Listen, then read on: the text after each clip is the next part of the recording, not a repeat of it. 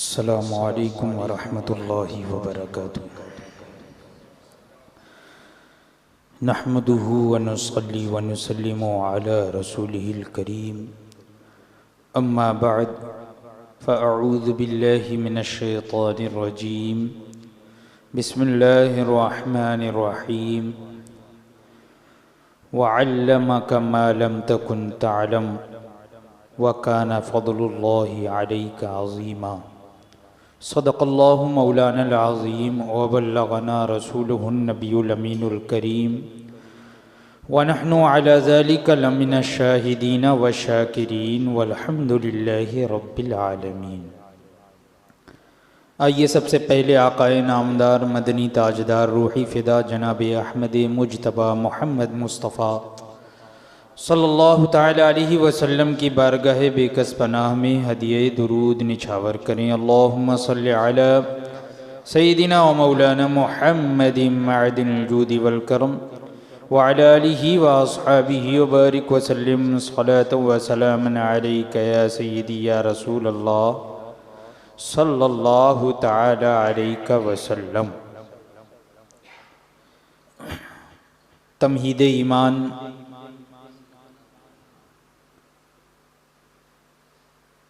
کا یہ چھٹا درس آپ حضرات کے سامنے یہ فقیر لے کر حاضر ہے۔ اس سے قبل جو نشست ہوئی اس میں میں نے چند باتیں ذکر کر دی تھی۔ حضور سیدی اعلیٰ حضرت عظیم البرکت امام اہل سنت سیدنا امام احمد رضا خان فاضل بریلوی قدس سرہ العزیز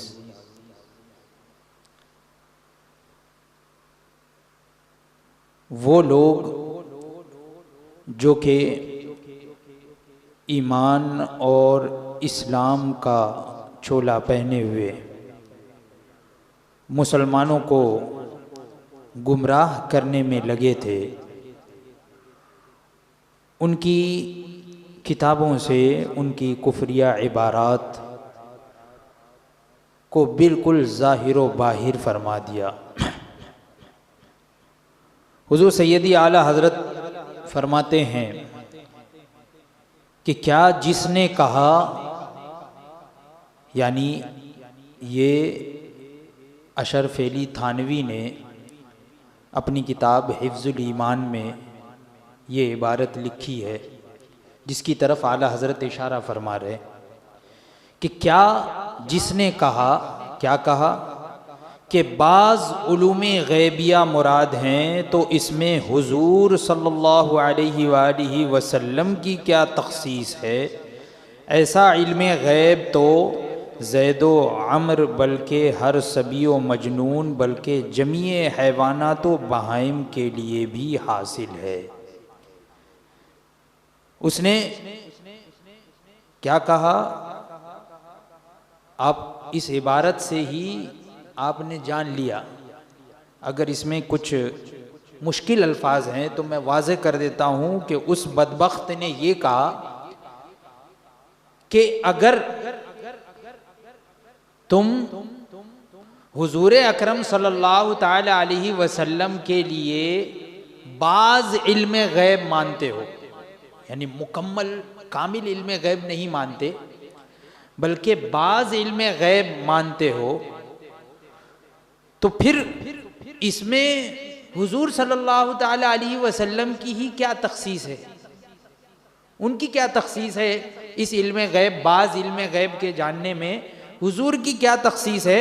ایسا علم غیب تو جو ہے ہر زید عمر یعنی ہر جو ہے شخص کو، بلکہ ہر بچے کو، ہر پاگل کو، بلکہ تمام حیوانات یعنی جانوروں کو، چوپایوں کو بھی ایسا علم حاصل ہے۔ معاذ اللہ، جو تم حضور کے لیے مان رہے ہو ویسا بعض علم غیب جو ہے وہ تو ہر ایک کو حاصل ہے۔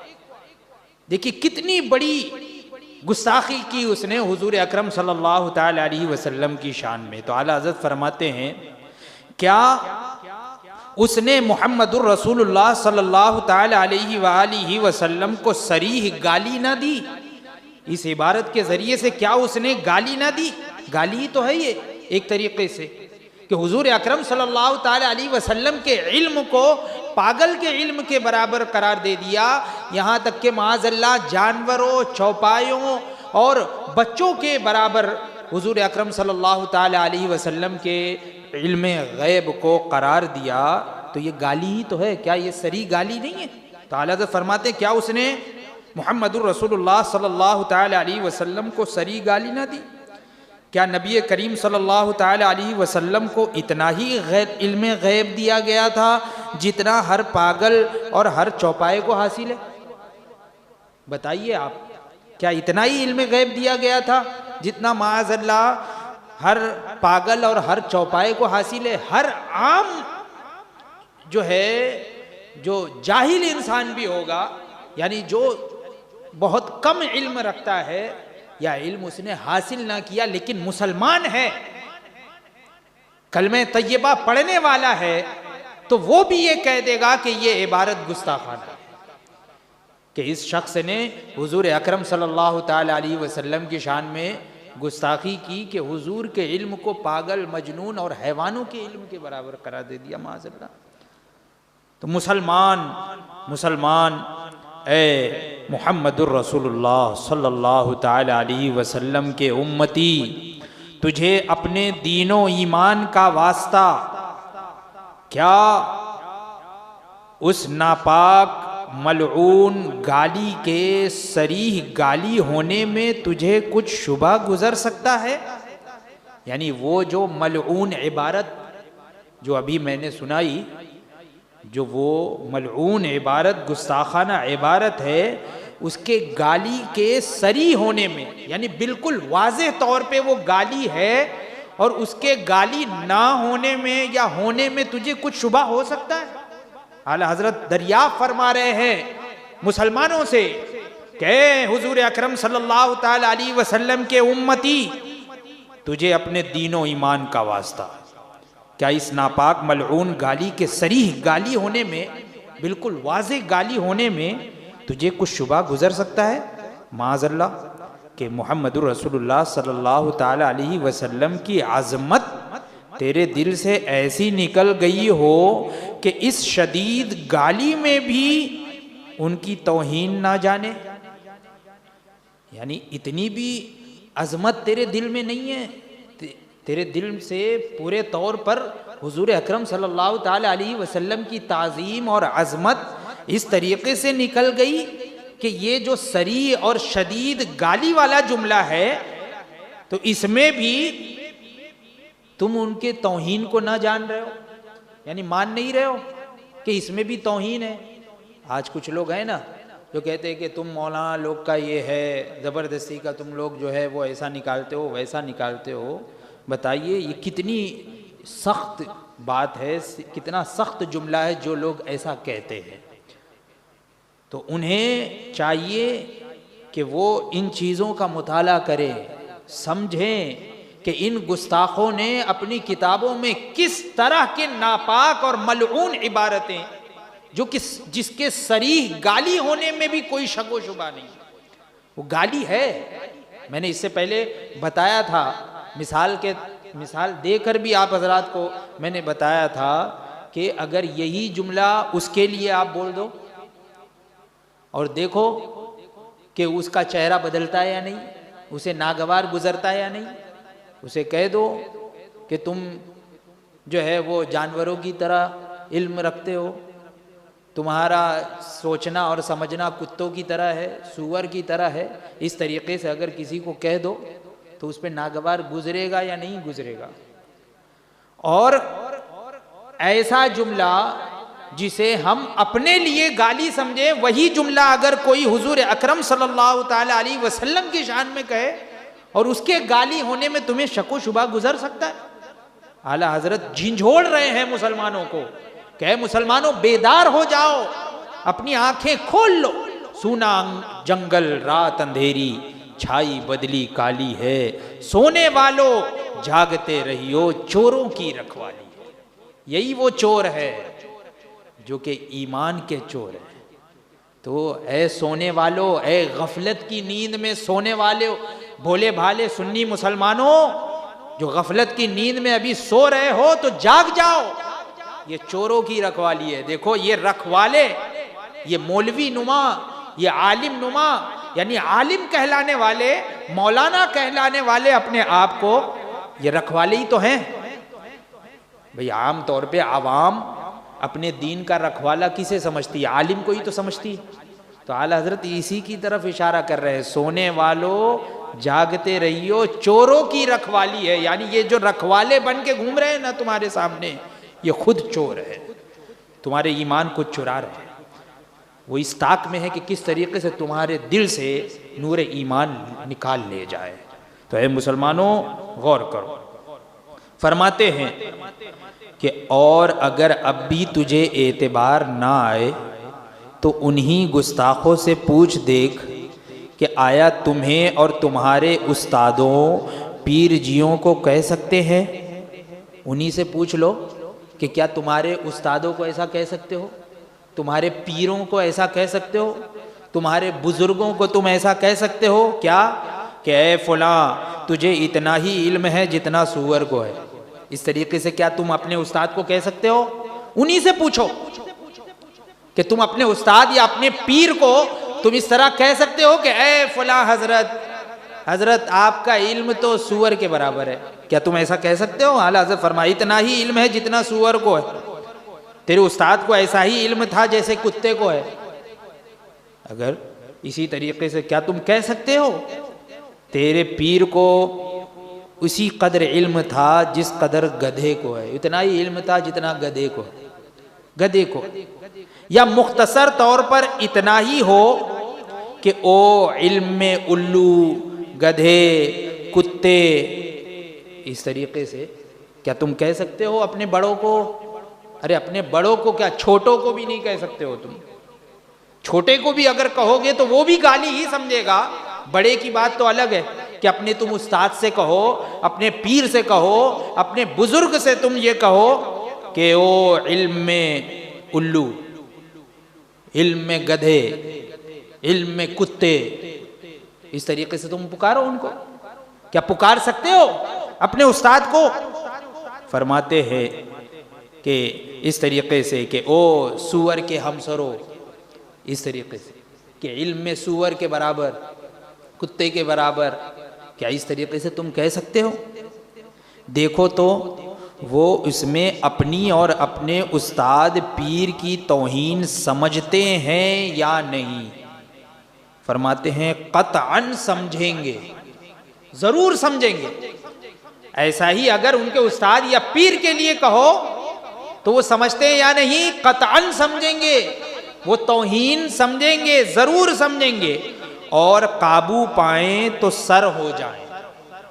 یعنی اگر قابو پا لے، تھوڑا سا جو ہے وہ کنٹرول کر لیں، اگر تم ان کو سور کہہ دو، کتا کہہ دو، الو کہہ دو، گدھا کہہ دو تو چلو ٹھیک ہے، وہ قابو پائیں، یعنی اگر کنٹرول بھی کر لیں تو سر ہو جائیں، سر ہو جائیں یعنی پیچھے پڑ جائے، کسی طریقے سے پیچھے پڑ جائے کہ اس نے جو ہے وہ مجھے گالی دی تو میں نہیں چھوڑوں گا، اس طریقے سے کم وہ دل میں تو رکھے گا، بھلے ہی سامنے جو ہے وہ ظاہر نہ کرے۔ تو اعلیٰ حضرت فرماتے ہیں اور قابو پائیں تو سر ہو جائیں۔ پھر کیا سبب ہے کہ جو کلمہ ان کے حق میں توہین و کسر شان ہو، یعنی جو کلمہ، جو بات، جو عبارت ان کے حق میں اگر بولی جائے تو وہ توہین ہے، وہ اہانت ہے، وہ کسر شان ہے، یعنی ان کی شان کو گھٹانا ہے وہاں پہ۔ وہی کلمہ اگر ان کے لیے، ان کے پیروں کے لیے، ان کے استادوں کے لیے اگر کہا جائے تو ان کے حق میں توہین ہو جائے، شان کا گھٹنا ہو جائے، کسر شان ہو، محمد الرسول اللہ صلی اللہ تعالی علیہ وسلم کی توہین نہ ہو۔ وہی جملہ اگر حضور کی شان میں کہو تو وہ توہین نہ ہو، اور ان کے لیے کہہ دو تو توہین ہو جائے۔ کیا عجب بات ہے، کیا معاذ اللہ، ان کی عظمت ان سے بھی گئی گزری ہے، معاذ اللہ۔ کیا حضور اکرم صلی اللہ تعالی علیہ وسلم کی عظمت، ان کی تعظیم یہ ان سے بھی گئی گزری ہے کہ انہیں اگر کہہ دو تو توہین اپنے لیے سمجھیں، اور وہی بات اگر حضور کے لیے کہی جائے تو اسے توہین نہ سمجھے؟ تو کیا معاذ اللہ حضور کی عظمت ان سے بھی گئی گزری ہو گئی؟ اعلیٰ حضرت کس طریقے سے مسلمانوں کو جھنجھوڑ کر اور جگا رہے ہیں کہ اب بھی وقت ہے، جاگ جاؤ، اب بھی تم باحیات ہو، اس دنیا میں ہو، اب بھی ان سے میل جول قطع کرو، ان سے تعلق ختم کرو، کہ دیکھو کس طریقے سے ان کی عبارتیں ملعون ہیں، کیسی گستاخانہ عبارت ہے، کیسی گالیاں بکی ہیں ان لوگوں نے حضور اکرم صلی اللہ تعالی علیہ وسلم کی شان میں، اور آج تم انہی سے تعلق رکھ رہے ہو، انہی سے دوستی رکھ رہے ہو، انہی سے صلح کر رہے ہو کہ نہیں سب بھائی بھائی ہے، سب دوست ہے۔ یہ کفر تک، یہ منجر الی الکفر ہے، کفر تک لے جانے والی چیز ہے، کہ ہو سکتا ہے کہ اس کی وجہ سے آدمی کافر بھی ہو جائے۔ اسی کا نام صلح کلیت ہے، صلح کلیت، یعنی ہاں بھائی یہ بھی صحیح وہ بھی صحیح، یہی اسی کا نام صلح کلیت ہے۔ تو اگر عقیدتاً وہ مان لے، صحیح سمجھ لے، تو وہ بھی کافر ہو جائے گا، یعنی اس کو اگر مسلمان سمجھا، ایسی گستاخی کرنے والے کو یا اس کے ماننے والے کو بھی اگر کسی نے مسلمان سمجھا تو وہ بھی کافر ہو سکتا ہے۔ تو اس لیے اعلیٰ حضرت مسلمانوں کا بھلا چاہ رہے ہیں، آپ جھنجھوڑ رہے ہیں، جگا رہے ہیں کہ اب بھی جاگ جاؤ، اپنی آنکھیں کھولو۔ فرماتے ہیں کہ کیا اسی کا نام ایمان ہے؟ کیا اسی کا نام ایمان ہے؟ یعنی اپنے لیے وہ چیز تم توہین کی سمجھو اور حضور کے لیے جو ہے معاذ اللہ توہین کی نہ سمجھو، کیا اسی کا نام ایمان ہے؟ سیدی اعلیٰ حضرت فرماتے ہیں کہ کیا معاذ اللہ ان کی عظمت ان سے بھی گئی گزری ہے، یعنی حضور اکرم صلی اللہ تعالی علیہ وسلم کی عظمت یہ ان لوگوں سے بھی زیادہ گئی گزری ہے؟ کیا اسی کا نام ایمان ہے؟ اسی کا نام ایمان ہے کہ حضور اکرم صلی اللہ تعالی علیہ وسلم کی کسر شان اس طریقے سے کرو تم کہ جو جملہ تم اپنے لیے پسند نہ کرو، اپنے لیے توہین سمجھو، اور حضور اکرم صلی اللہ تعالی علیہ وسلم کے لیے جائز سمجھو، معاذ اللہ رب العالمین۔ تو اعلیٰ حضرت فرماتے ہیں کیا اسی کا نام ایمان ہے؟ حاشا للہ، حاشا للہ، خدا کی قسم ہرگز نہیں، یعنی ایسا نہیں ہو سکتا، ہرگز نہیں، اللہ کی قسم ایسا ہرگز نہیں ہے۔ کیا جس نے کہا، یہ بھی اشرف علی تھانوی نے ہی کہا، کیا کہا؟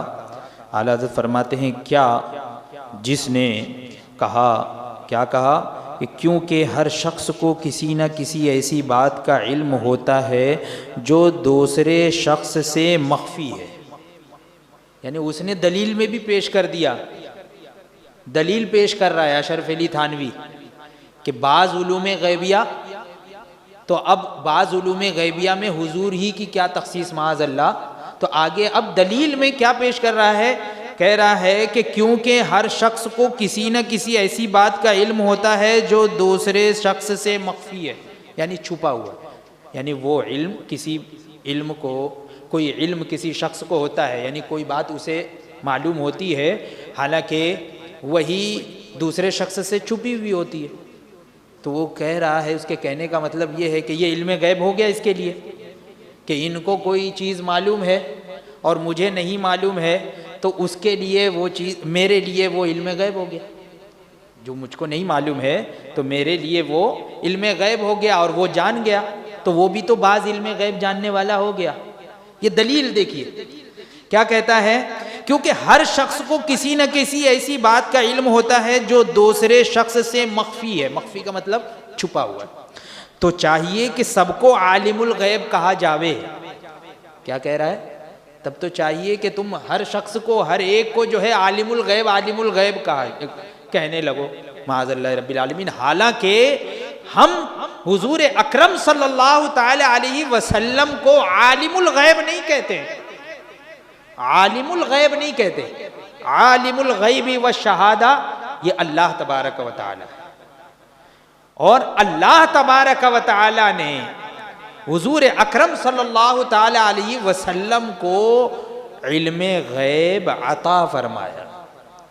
تو عالم الغیب اللہ تبارک و تعالی ہے، یہ یاد رکھیے گا. لیکن اب یہ دیکھیے اعتراض کس طریقے سے کر رہا ہے.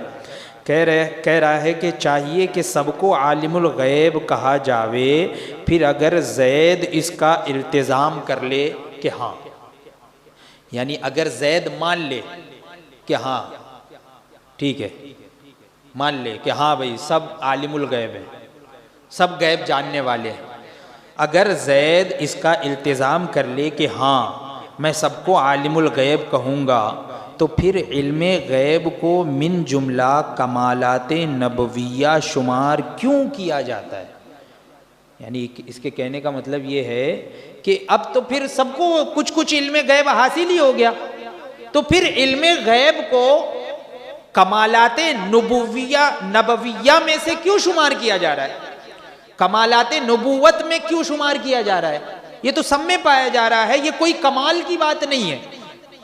یہ کیا کہہ رہا ہے کہ یہ جو علم غیب، بعض علم غیب ہے، یہ کوئی کمال کی چیز نہیں ہے، اس کو کمالات نبویہ میں کیوں شمار کیا جاتا ہے؟ بتائیے. علم غیب کے بارے میں اس نے کس طرح سے انکار کیا، یعنی اس کے کمال ہونے کا بھی انکار کر دیا کہ علم غیب کوئی کمال کی چیز نہیں ہے جو انبیاء کرام علیہم السلام کو حاصل ہے، وہ علم غیب اسی کی بات چل رہی ہے. اور اس کو کس سے ملا دیا؟ بعض یہ تمام لوگوں اور جانوروں، چوپایوں، معاذ اللہ پاگل مجنون سبھی ان لوگوں کے جو علم حاصل ہوتے ہیں، تھوڑے بہت جو ان کو علم ہوتا ہے، تو اس سے اس کو ملا دیا اور کہہ رہا ہے کہ ویسا علم غیب، تو پھر یہ کمالات نبویہ میں کہاں شمار ہوا؟ تو اعلیٰ حضرت فرماتے ہیں کہ وہی اس بدبخت کی عبارت یہاں پر ذکر فرما رہے ہیں اعلیٰ حضرت کہ تو پھر علم غیب کو من جملہ کمالات نبویہ شمار کیوں کیا جاتا ہے جس امر میں مومن بلکہ انسان کی بھی خصوصیت نہ ہو؟ یعنی ایسا علم غیب کہ جس میں مومن کی کیا خصوصیت، انسان کی بھی خصوصیت نہیں ہے معاذ اللہ، یعنی جانوروں کو بھی یہ ہے حاصل، انسان کی بھی خصوصیت نہیں ہے، اور تم جو ہے اس کو انبیاء کرام کے ساتھ مان رہے ہو. دیکھیے کتنا بڑا گستاخ. وہ کمالات نبویہ سے کب ہو سکتا ہے؟ یہ ہے اس کی عبارت. اور اگر التزام نہ کیا جاوے تو نبی غیر نبی میں وجہ فرق بیان کرنا ضرور ہے. یعنی اگر تم نہ مانو بعض علم غیب، اگر نہ مانو تو پھر نبی اور غیر نبی میں فرق کی وجہ بیان کرنا اب تم پر ہی لازم ہے. اب تم پر ضروری ہو گیا کہ تم نبی اور غیر نبی میں فرق کی وجہ بیان کرو. یعنی معاذ اللہ اس کے نزدیک جو ہے نبی اور غیر نبی سب برابر. کیا کہہ رہا ہے کہ اگر التزام نہ کیا جاوے، یعنی اگر یہ چیز تم نہ مانو، اس کا اقرار اگر نہ کرو، تو پھر نبی غیر نبی میں وجہ فرق بیان کرنا ضرور ہے. انتہا. یہاں پر عبارت مکمل ہو گئی اس بدبخت کی. اب اعلیٰ حضرت فرماتے ہیں کیا رسول اللہ صلی اللہ تعالی علیہ وآلہ وسلم اور جانوروں پاگلوں میں فرق نہ جاننے والا حضور کو گالی نہیں دیتا؟ یعنی یہاں پہ یہ کیا کہہ رہا ہے آخر میں کہ نبی غیر نبی میں وجہ فرق بیان کرنا یہ ضرور ہے. یعنی اس کے نزدیک کوئی فرق نہیں ہے معاذ اللہ، جانوروں، چوپایوں اور انبیاء کرام علیہم السلام کے درمیان کوئی فرق ہی نہیں ہے. تو اعلیٰ حضرت فرماتے ہیں کیا رسول اللہ صلی اللہ تعالی علیہ وآلہ وسلم اور جانوروں پاگلوں میں فرق نہ جاننے والا حضور کو گالی نہیں دے رہا ہے؟ حضور کو گالی نہیں دیتا کہ کوئی فرق ہی نہیں جان رہا ہے، تو پھر یہ حضور کو گالی دینا ہوا نا. کیا اس نے اللہ عز و جل کے کلام کا صراحتاً رد و ابطال نہ کر دیا کہ اللہ تبارک و تعالیٰ نے جا بجا قرآن پاک میں حضور اکرم صلی اللہ تعالی علیہ وسلم و دیگر انبیاء کرام علیہم السلام کے علم، اور ایسا علم کہ جس کی فضیلت کو اللہ تبارک و تعالیٰ نے بیان فرمایا ہے، تو کیا اس نے ان انبیاء کرام علیہم السلام کے علم کا رد نہیں کیا، اس کا انکار نہیں کیا، اس کو باطل نہیں قرار دیا؟ اور اللہ تبارک و تعالیٰ نے کس طریقے سے اپنے محبوبان بارگاہ انبیاء کرام علیہم السلام کے بارے میں اور ان کے علم کی شان کو کس طریقے سے قرآن پاک میں بیان فرمایا ہے، انشاءاللہ تبارک و تعالی آئندہ کے درس میں تفصیل کے ساتھ وہ ذکر ہوگا۔ اللہ تبارک و تعالی ہم تمام لوگوں کے عقیدے اور ایمان کی